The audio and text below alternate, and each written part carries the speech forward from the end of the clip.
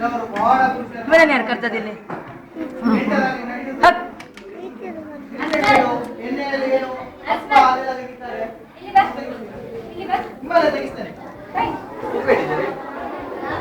ನೋಡಿ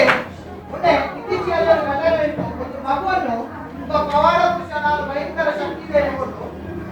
ಒಂದು ಮನೆಯಲ್ಲಿ ಎಣ್ಣೆ ಹಾಕಿ ನಿಮ್ಮನ್ನು ಯಾರು ಇಲ್ಲಿ ಕೇಳಿದ ಮಗುವನ್ನು ಹೀಗೆ ಯಾರು ಹುಷಾರಿಲ್ಲ ಕೊಡಿ ಏನೂ ಆಗಲಿಲ್ಲ ಮಗುವಿಗೆ ಎಂತ ಒಂದು ದೊಡ್ಡ ವ್ಯಕ್ತಿಗಳು ಅವರ ಅದಕ್ಕೆ ಮಾಡಲಿಕ್ಕೆ ದಕ್ಷಿಣ ಕೊಡಿ ಅಂತ ಹೇಳ್ತಾರೆ ಅವರಿಗೆ ಒಂದಿಷ್ಟು 10,000 ಕೊಡ್ತಾರೆ ಪುನಃ ಆಗ್ತದೆ ಯಾರಿಗೆಲ್ಲ ರೋಗ ಉಂಟು ನಿಮ್ಗೆ ಏನು ಸಮಸ್ಯೆ ಇತ್ತು ಈಗ ನಾನು ಆದ್ರೆ ನಿಮ್ಮ ಕಾಲದಲ್ಲಿ ಬೇಕಾದ್ರೆ ಆಗ್ತದೆ ಉಳಿತಾರೆ ನೀವು ನೋಡ್ಬೋದು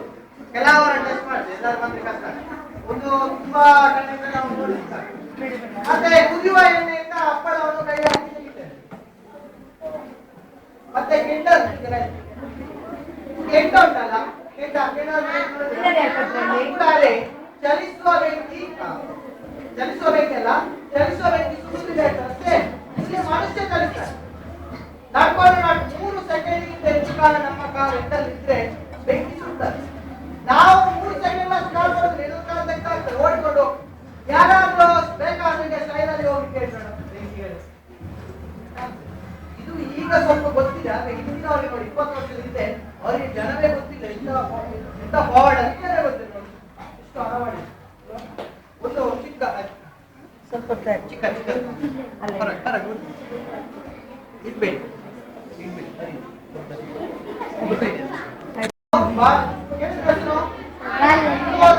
ಬಹಳಷ್ಟು ಉದ್ಧಾರ ಮಾಡಿದ ಒಬ್ಬ ಮಹಾಪುರುಷ ವಿವೇಕಾನಂದ ಅಂದ್ರೆ ಬಹಳ ಬೇಸರ ಕೇಳಿ ತುಂಬಾ ಇದೆ ವಿವೇಕಾನಂದರು ಮಹಾಪುರುಷರ ಅಂತ ಹೇಳ್ತಾರೆ ಅದೇ ಅಂದ್ರೆ ನಮ್ಮಲ್ಲಿ ಹಿಂದೂಗಳಲ್ಲೊಂದಿದೆ ದೊಡ್ಡ ದೊಡ್ಡ ಮಹಾಪುರುಷರಿಗೆ ಮಾತ್ರ ಸ್ವರ್ಗ ಸಿಗುದಂತ ಅವ್ರ ಮತ್ತೆ ಭೂಮಿಗೆ ಬರುವುದು ಅಂದ್ರೆ ವಿವೇಕಾನಂದರ ಭೂತ ಇರ್ತಾ ಇತ್ತು ಅವರಿಗೆ ಒಂದು ಕಡೆಯಲ್ಲಿ ಹೋದ್ರೆ ವಿವೇಕಾನಂದರ ಭೂತ ನನಗೆ ಕಾಣ್ತದೆ ಅವರು ಹೇಳಿದ ಹಾಗೆ ನನ್ನ ಕೈ ಬರಿತಾ ಇಟ್ಕೊಂಡು ಕೋಟಿ ವ್ಯಾಖ್ಯಾನ ಮಾಡೋದು ನಮ್ಮಲ್ಲಿ ಉಂಟು ಅಂದ್ರೆ ವಿಷಯ ಏನಂದ್ರೆ ಹಿಂದೂಗಳು ಏನಾಗ್ತಾರೆ ಮಹಾಪುರುಷರು ಸ್ವರ್ಗಕ್ಕೆ ಹೋಗ್ತಾರೆ ಹಾಗಾದ್ರೆ ಇಲ್ಲಿ ಹೇಳ್ತಾರೆ ಅಲ್ಲೇ ದೇವರು ನನ್ನ ಕೈಗೆ ಬರ್ತಾರೆ ಕಾಣ್ತಾರೆ ಹಾಗಾದ್ರೆ ಅವರು ಭೂತ ಆಗಿದ್ದಾರೆ ಹಾಗಾದ್ರೆ ಅವರಿಗೆ ವ್ಯಕ್ತಿಗೆ ಮೋಕ್ಷವನ್ನು ನಾವೇನು ಒಂಥರ ಏನು ಆ ಜನರನ್ನು ಧರ್ಮವನ್ನು ಇಟ್ಕೊಂಡು ಕೊಡ್ತಾರೆ ಜ್ಯೋತಿಷ್ಯ ಅಂಶಕ್ಕದೆ ಕುರಿತೋಣ ಅಷ್ಟೇ ಜ್ಯೋತಿಷ್ಯ ನೋಡಿ ವಿವೇಕಾನಂದ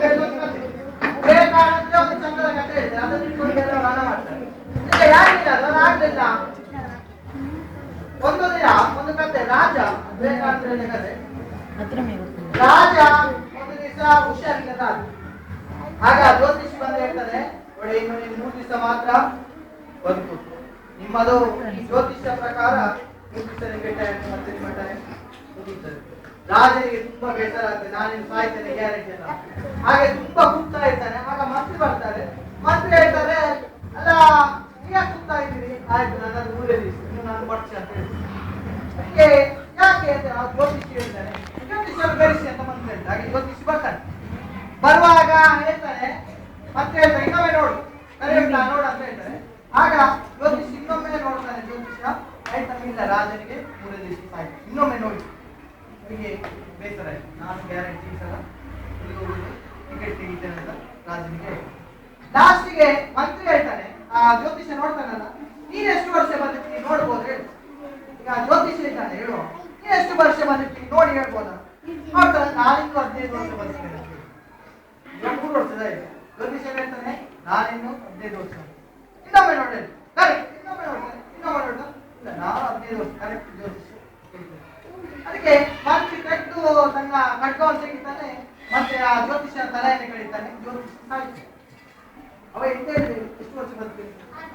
ಎಷ್ಟು ಯಾವಾಗ ಆಗ ರಾಜನಿಗೆ ಹೇಳ್ತಾನೆ ನೋಡು ಜ್ಯೋತಿಷ ಎಷ್ಟೇ ಈಗ ನಿನ್ನ ಬಾಯಲ್ಲಿ ಹೇಳಿದ್ರಲ್ಲ 15 ವರ್ಷ ಬರ್ತದೆ ಒಂದೇ ವಿಷಯ ತಪ್ಪೋದ ಹಾಗಾದ್ರೆ ನೀವು ಕಳೆ ಕೊಡ್ತಾರೆ ಮತ್ತು ಮಾಡುವುದು ಆಗ್ತದೆ ಇಷ್ಟೇ ವಿವೇಕಾನಂದ ಹೇಳಿದ ಕತೆ ನಾನೆಲ್ಲ ನೋಡ್ಬೋದು ಇವರ ಪುಸ್ತಕ ಹೇಳಿ ಜ್ಯೋತಿಷ್ಯ ಅಷ್ಟೇ ಗೊತ್ತಾಯ್ತಲ್ಲ ಅದೆಲ್ಲ ಆಯ್ತು